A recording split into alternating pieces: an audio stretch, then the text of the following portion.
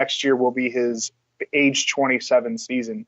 I think we both liked Eddie Rosario a lot, and Yeah, definitely.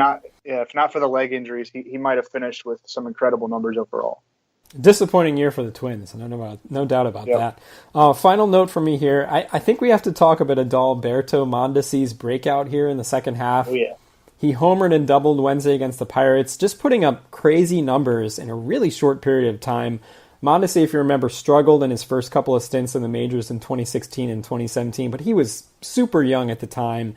But listen to this. He's hitting .288 with 10 home runs, 30 RBIs, 26 steals, and 39 runs scored in just 65 games with the Royals this season. So we're talking about 40% of a 162-game season. Our own George Bissell noted on Twitter on Wednesday night that Mondesi's the first player in MLB history to amass at least 10 homers and 25 stolen bases and fewer than 250 plate appearances in a single season. I know it's dangerous to extrapolate numbers over a full 162, but given how scarce stolen bases have become, Mondesi is going to be a super trendy pick in drafts next season, and that's even with all the obvious flaws in his game. Mondesi has drawn just 8 walks in 245 plate appearances. Only 5 players, this is with a minimum of 240 plate appearances, have walked less often this season. His contact rate, meanwhile, is 8th lowest. So definitely some issues with the approach, but he's still really young. I think he'll get better with that in time. And I think the speed, and we said this about Trey Turner coming into this season, the speed, because it's so hard to find, gives him a relatively safe floor with his value. So we're going to have a whole winter to debate this and figure out where Mondesi fits, but no doubt that his stock is on the rise. It's going to be really interesting to see where he goes. Yeah, I think he could be like a 4th round guy. That's what I'm thinking, definitely within the top 5 rounds, for sure. Yeah. And then before we get to our top 2 round mock draft for 2019, White Sox top pitching prospect Michael Kopech had his Tommy John surgery on Tuesday. Will be out for all of 2019, but should be 100% leading into spring training in 2020. Obviously a long time from now, but where the surgery landed is sometimes good because, he'll be, 19 months removed from it by the start of the 2020 season. Kopech mostly pitched well in his first taste of MLB action this year. Only 4 starts, had an ERA of 5.04, but 15 strikeouts to just 2 walks in 14 1/3 innings. Should be a promising future once he gets past the Tommy John rehab. So the question now is, the White Sox, are they going to hold Eloy Jimenez down until 2022? Yeah. he should just get Tommy John surgery too. All right, so we're going to move into this mock draft now. We're going to project the first 2 rounds for 2019, 12 players in each round, so 24 players total. We're going to go back and forth with these picks, and I think mock draft can be a little misleading here. I didn't look at that's true. I didn't look at these picks as like players I'm going to have on my team, but sort of just where we project them to fall, at least as of late September. Obviously, very much subject to change, but it's just a fun exercise to kind of move past what we've been reacting to this year and start analyzing what it all means going forward. So that's all this is, just some fun to finish out the year. Hopefully you get something out of it. I'll get us started. Number 1 overall, surprise, surprise, Mike Trout. Trout missed time with that wrist injury this year, but somehow he just keeps getting better. He has the highest OPS plus of his career this season, 35 homers, 24 steals, 95 runs scored in 131 games, hitting .317 with a .463 on base percentage. Pretty much a lock to hit 300, .307 career batting average. Just as steady as it gets. I mean, he's just still the king. There's really not much more to say. Carry on, Drew. Yeah, that was, you could have just stopped. You didn't even have to really explain it. And number 2 overall, Mookie Betts, outfielder, Red Sox. Should I do the position of the team to make it sound official? Right. We need like some kind of edits in here, some bells and whatnot. A ticking clock, maybe. I can work on that. Okay. I don't want to give you too much work. So yeah, Mookie Betts, I think no brainer at number 2 overall. I guess we'll see what happens leading, in spring training next year. But 5 category monster, has pushed his game to an even higher level this season. Will set new career highs in batting average and OPS. Already has a career high in stolen bases. despite missing a chunk of time between May and June with an abdominal strain. Hits leadoff in the most potent offense in baseball. That lineup should be just as good in 2019. The Red Sox aren't really losing anyone of note offensively. So, yeah, Mookie Betts, 2 overall. Agreed. I think it's a no-brainer as well.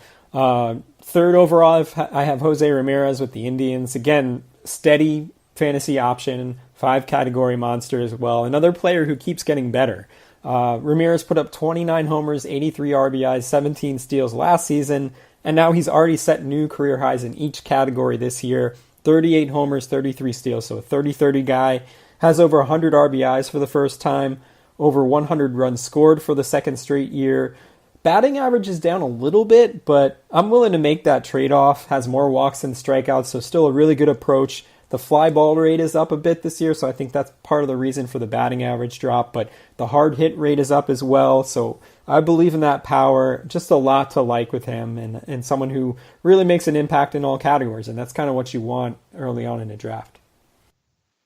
4th overall, Francisco Lindor. Lindor had a big power breakout in 2017 and has only built on that in 2018 with a career high 35 home runs. Will also likely set a new career high in RBIs, assuming the Indians don't rest him too much over the next 9 days. They did clinch the AL Central very early.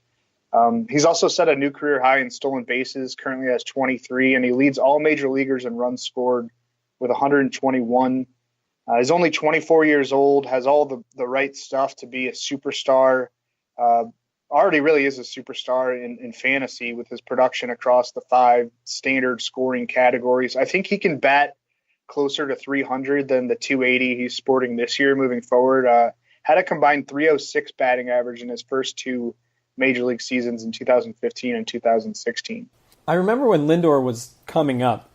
I was like a glove first guy. Yeah, everyone was saying, he's going to be a better real life player than fantasy player, and it's just funny how that's turned out. He's still a great real life player and what he gives on defense, but I mean, he's just become really a fantasy stud. And I think. Do you think 4 is too high? Honestly, though. No, not necessarily. No, getting. If you look at the numbers. I was considering a few different names there. I'll say that. I think after the top 3, I think it's really wide open. There were a number of names I was considering, at this point. And I actually, at 5th overall, I went with Nolan Arenado, who we talked about a little bit earlier with the shoulder situation. But, someone, again, who's just really steady. Arenado isn't going to reach the RBI totals that he had in previous years, but he's still over 100 RBIs already. With a week to go in the season. He's had at least 34 homers in 4 straight seasons. Should score 100 runs again this year. Usually hits in the 290, 300 range, so not going to hurt you there. Has Coors Field on his side, so you have to like that. Just safe, and I think that's what you're really looking for. Maybe Arenado isn't going to give you top 5 value when the season's all over, but he'll surely be someone who's in that, either first round or second round range in actual production. Just someone you can bank on being productive, and that's all you're really looking for. Yeah, pretty much like guaranteed 35 home runs and 100 RBI. Exactly. And a good batting average. I went with Manny Machado at 6th overall. This is a little tricky because we don't know where Machado is going to sign as a free agent, but 6th overall I think feels right for now without knowing that. Reliable power production. He's averaged 35 home runs and 93 RBIs per season over the last 4 seasons. That was with some bad Orioles teams. Brought the shortstop eligibility back this year. Brought the speed back too. He has 14 stolen bases and 16 attempts between Baltimore and LA after stealing only 9 bases in 2017 and 0 in 2016. I think it's notable that he's been far more aggressive with the base stealing under Dodgers manager Dave Roberts, who's known for a big stolen base. So that might be something to consider if he winds up staying in LA, that he could run a lot more. So I've been on this theme of steadiness, and it really doesn't get any more steady than Max Scherzer, and he's my number 7 overall pick here. I tried to sort of talk myself out of Scherzer this spring. You look at the workload over the years. He turned 34 in July, but he really just keeps rolling. Probably won't get his third straight NL Cy Young Award, but he certainly made a strong case. 2.53 ERA in 31 starts, leads the majors with 277 strikeouts. Scherzer's had at least 250 strikeouts in 5 straight seasons, at least 268 in each of the last 3 years. This can't last forever. He's moving into his mid-30s, but he's the top fantasy starting pitcher until he proves otherwise, and that just hasn't happened yet. At 8th overall, I went with JD Martinez. I did kind of approach this draft thinking roster needs a little bit. I couldn't help myself. But I mean, nobody plays 2-team leagues, and we just really want to represent the top 20. We could try players. it. We could do it. Okay, I like my roster a lot. I'll tell you that. But yeah, so I grabbed a bunch of 5-category studs in Mookie Betts and Francisco Lindor and Machado with my first 3 picks, and then JD Martinez just brings guaranteed power. I think he's been a perfect fit in Boston. 41 homers, league leading 123 RBIs through 142 games.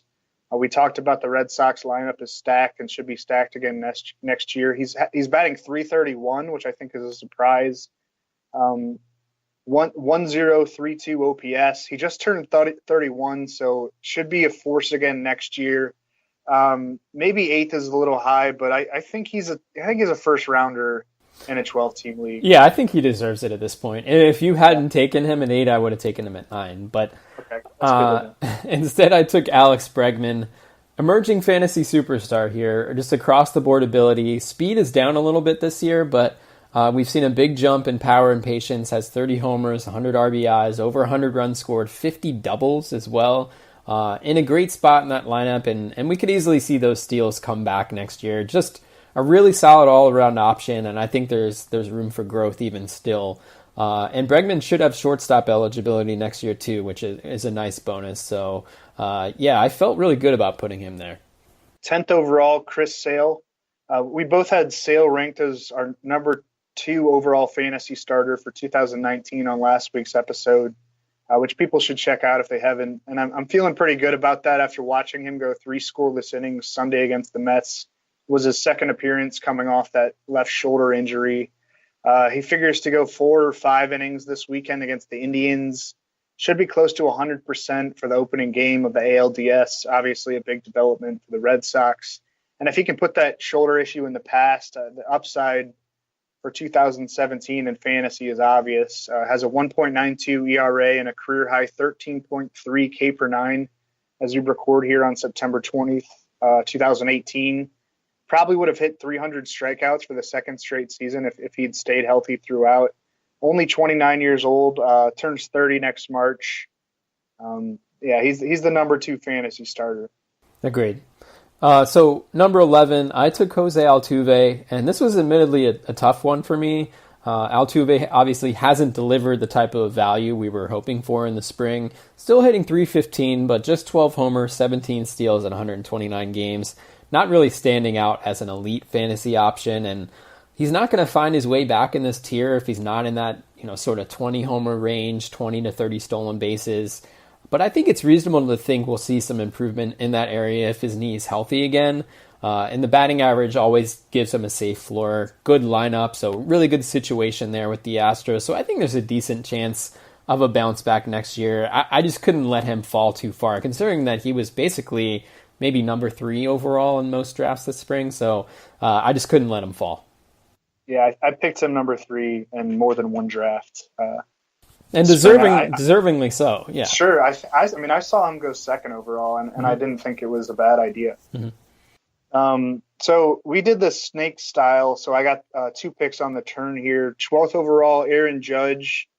We talked about his situation earlier, finally back in the Yankees starting lineup this week after missing close to 2 months with a chip fracture in his right wrist. I would like to see some power from him down the stretch and into the postseason to confirm him as a healthy first-round guy. Those wrist injuries sometimes have lingering effects on offensive output, but he'll have a full offseason to recover either way, so I'm not too worried about it. Was on pace for 43 home runs and 100-plus RBIs before the injury. Gets to play 81 games a year at power-friendly Yankee Stadium, a premier fantasy slugger at age 26, going on age 27, that's kind of the baseball prime.